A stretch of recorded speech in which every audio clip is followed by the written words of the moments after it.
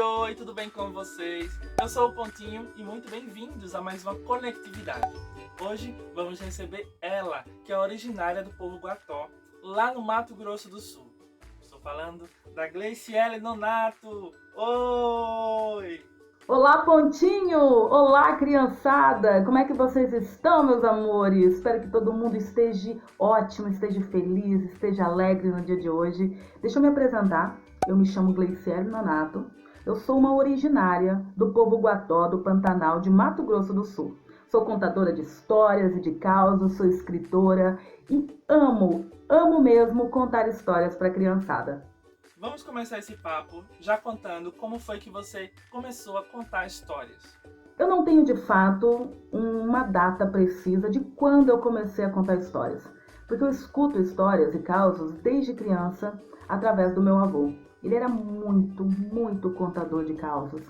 Juntava todo mundo no sítio, os netos, e ele ia contando histórias de sacis, histórias de heróis, histórias de indígenas, de encantados, histórias de mulheres fantásticas, histórias de peões. E nessas rodas, de causos que meu avô fazia, lá no assentamento Piquiri, nas margens do rio Piquiri, eu alimentava todo o meu imaginário. E acho que a partir daí eu comecei a transmitir essas histórias. Quando eu voltava das férias na casa dos meus avós, eu voltava para a cidade e começava a transmitir essas histórias para os meus colegas, para os meus amigos, ou até escrevê-las, que eu comecei escrevendo essas histórias e fazendo, outras histórias em cima dessa. Então, eu creio que seja neste período que eu comecei a contar histórias. Quem foram as tuas primeiras referências e inspirações artísticas? Quando eu penso em referência que me inspira, pessoa que me inspirou a contar histórias, eu penso no meu avô. Meu avô era um exímio contador de histórias e ele me inspirou muito na questão do regionalismo, deste fantástico mundo, que é o Pantanal e seus causos. E ele foi a minha primeira referência como contadora de histórias. Logo quando eu estava um pouco mais velha, eu conheci um programa de TV onde uma pessoa que contava bem parecido com o meu avô, que é o Rolando Boldrin. Rolando Boldrin é um contador de histórias fantásticos que Papai do Céu levou. Mas ele ainda está aqui contando as suas histórias no seu imaginário, porque ele fez parte da minha infância, ele fez parte do meu imaginário. Então ele foi uma referência artística para que eu possa continuar contando histórias fantásticas, histórias regionais, causos pantaneiros, causos caboclos e ribeirinhos, para todo mundo que quiser escutar. Como é para você fazer um trabalho para o público infantil? Trabalhar com a criançada é maravilhoso. O poder de imaginação 3D das crianças é fantástico. Então me faz lembrar quando eu escutava as histórias do meu avô. As histórias da minha avó, as histórias dos mais velhos. Então esse poder de imaginação das crianças é lindo. E poder proporcionar isso para elas é maravilhoso. E as crianças, elas abraçam as histórias, elas vivem as histórias. E isso é fantástico. E isso é mágico para quem está ali contando esses causos, contando essas lendas, contando essas histórias. Então, trabalhar com a criançada é maravilhoso. Você tem noção de quantos livros você já leu? Ou teria algum livro, ou alguns livros, que pudesse nos indicar? Eu não tenho como precisar quantos livros eu já li ao longo da vida. Eu li muitos livros mesmo e eu gosto muito de ler. Amo a literatura. Eu sou uma escritora. E para você poder escrever, você precisa ler. Para tudo você precisa ler. O meu primeiro livro, que é o Índia do Rio, este aqui, é um livro de poesias. E o segundo livro é um livro de histórias, que é o Vila Pequena, Causos, Contos e Lorotas. E para escrever esses dois livros, eu li bastante. A gente precisa aprender, precisa absorver, e a leitura, ela é um mundo fantástico. Então, não dá para precisar quantos livros eu tenho lido ao longo da minha vida, desde criança, mas saiba que eu sou apaixonada pela leitura. E atualmente eu estou lendo um livro, que é um livro que, por sinal, comprei para minha filha, que tem 12 anos de idade, e eu estou lendo, até para poder saber o seu conteúdo, e eu gosto muito do autor, e é um livro infanto-juvenil, que é um livro que eu poderia indicar para vocês para vocês lerem, que é o livro A Chave dos Meus Sonhos, um livro de literatura infantil indígena de Daniel Munduruku. É um livro que eu estou lendo para poder trabalhar, fazer um trabalho com ele depois.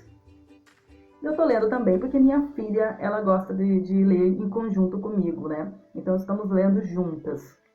E é um livro que é maravilhoso para você ler numa perspectiva de uma criança indígena. Então é muito bom essa conexão. Gleiciele, conta pra gente qual a importância das crianças terem contato com histórias indígenas. De suma importância que as crianças conheçam as histórias a partir dos povos originários. Porque por muito tempo as histórias foram contadas por quem chegou e invadiu essa terra.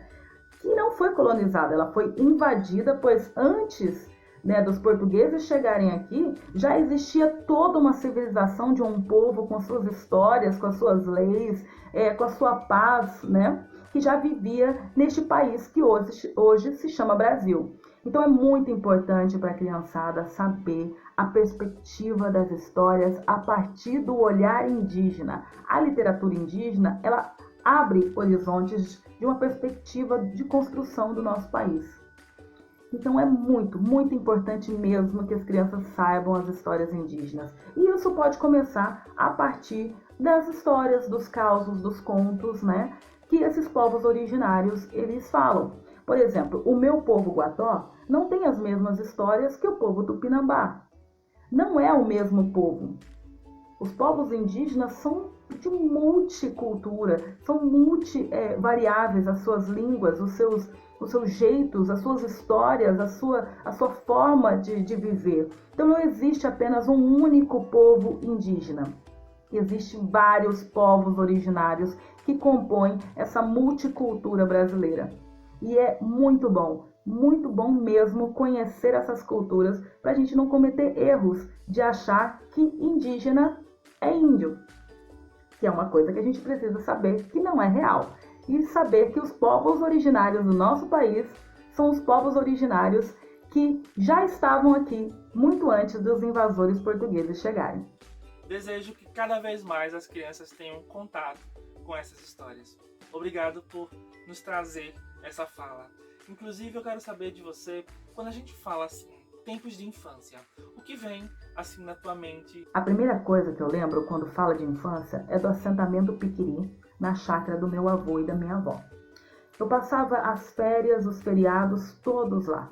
E era muito divertido estar lá com os meus primos e primas e tios, e todo mundo junto naquela chácara, meu avô contando as suas histórias, a minha avó fazendo seus doces e suas comidinhas gostosas, as minhas tias, né, animando o ambiente.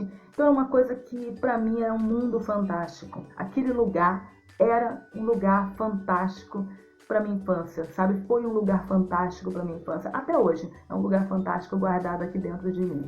Então quando eu falo de tempo de infância, eu me desloco direto para aquela chácara, a chácara dos meus avós, onde eu escutei histórias, onde eu subi em pé de engás, onde comi jamelão, onde escalei pedras, onde pulei cercas, onde brinquei com galinhas, onde nadei em córregos, onde pesquei com os meus primos, onde brinquei muito, muito e escutei muitas histórias contadas pelo meu avô, pela minha avó, pelos meus tios e pelas minhas tias. Conta pra gente algum fato assim inusitado que aconteceu durante alguma apresentação. Deixa eu lembrar se aconteceu alguma situação inusitada. Acho que teve uma vez em que eu estava contando histórias dentro de uma escola e o microfone estava ligado. E dentro das histórias de Vila Pequena, nós fazemos umas brincadeiras, né, para poder saber os nomes dos peixes dos rios do Pantanal. E Piraputanga, Pacu, Piau. E eu vou fazendo essas perguntas, né? E as crianças vão tentando adivinhar, a partir daquele jogo de palavras e jogo de histórias, o nome dos peixes. Mas eu estava ensaiando dentro do camarim e o microfone estava ligado e eu já estava falando já as respostas para a criançada. Então, quando eu cheguei no palco e fui fazer a brincadeira, as criançadas começaram a dar risada, porque eu já tinha falado. Aí eu olhei e falei assim, nossa, vocês sabem de tudo. Aí um deles levantou a mão E falou assim, não, é porque você falou quando você não estava aqui. Eu já estava com o microfone ligado e estava dando todas as respostas para a criançada. E a criançada, muito esperta, decorou todos os nomes de peixes. E na hora que eu fui falar, eles já sabiam toda a resposta. Para você, qual o maior desafio da profissão? Eu creio que o maior desafio do contador de histórias é que ele precisa ser tudo, né? Ele é o contador de histórias, ele é o ator, ele é o diretor, ele é o musicista, ele é o escritor, ele é o espetáculo inteiro. E não, isso não é um desafio. Quem gosta de contar histórias quer sempre procurar novas histórias. O desafio está na importância que as pessoas enxergam o contador de histórias e começam a entender que ele é tudo ali, ele é o espetáculo inteiro. E que contar histórias é um trabalho pedagógico ancestral. Há quantos milhões, quantos mil anos atrás, contar histórias nos povos originários da África, nos povos originários sul-americanos, nos povos originários das terras em que você vive hoje. O quanto contar histórias é ensinar, é passar ensinamento, é passar leituras de mundo para uma criança, uma criança que está ali se desenvolvendo. Contação de histórias é um ato pedagógico, é uma forma de ensinar fantástica. E o maior desafio do contador de histórias não é o próprio contador em si. Não é o que ele faz. O que ele faz é fantástico. E sim, como as pessoas enxergam o contador de histórias. E a partir do momento que começarem a enxergar que contar histórias é uma coisa maravilhosa, é um ensinamento maravilhoso, é um ato pedagógico maravilhoso, vão começar a entender e valorizar nós contadores de histórias. São sim muitos desafios e cada vez mais a gente consegue lidar com esses desafios, seja no palco ou seja nos bastidores. Acho que é muito importante quando a gente consegue lidar com cada um deles. Olha, eu quero saber de você, para você, o que é ser criança? Acho que daí a pergunta mais linda de todas aqui que foi enviada. Acho que ser criança é um ser que está ali com seu potinho. Ele não está vazio, porque a criança ele já nasce já com as suas predisposições e talentos, né? Mas ser criança é ter espaço na mente e no coração suficiente para poder absorver inúmeras coisas. E isso é fantástico. Poder ter esse espaço dentro de você, porque quando você é adulto, você já tem tantas barreiras, você cria barreiras, você cria motivos para não isso ou para isso e cria pré-conceitos de determinadas coisas. E não te sobra espaço para coisas novas, para olhar de forma diferente, olhar a mesma flor, nem que seja ela o mesmo broto, e todos os dias aquele brotinho de flor, mesmo sendo a mesma flor, ela está diferente, ela tem um olhar diferente. E essa é a forma de olhar da criança. Então ser criança é ter um olhar diferente todos os dias para as mesmas coisas. Isso é maravilhoso, isso é muito encantador. Nosso papo tá chegando no final, mas eu quero te agradecer por topar estar aqui com a gente, batendo esse papo, trazendo falas tão importantes. Muita gratidão. E eu me despeço de vocês, garotada. Um beijo de luz, meus amores. Beijo de luz, Pontinho. Muito obrigada por vocês estarem aqui hoje, por eu poder conhecer vocês e por vocês poderem me conhecer. Gratidão imensa pelo carinho. E beijos e beijos e beijos e beijos de luz. Fiquem todos muito bem. Tchau! E essa foi mais uma Conectividade. Se você gostou, curta, compartilhe com os amigos e não esqueça de se inscrever.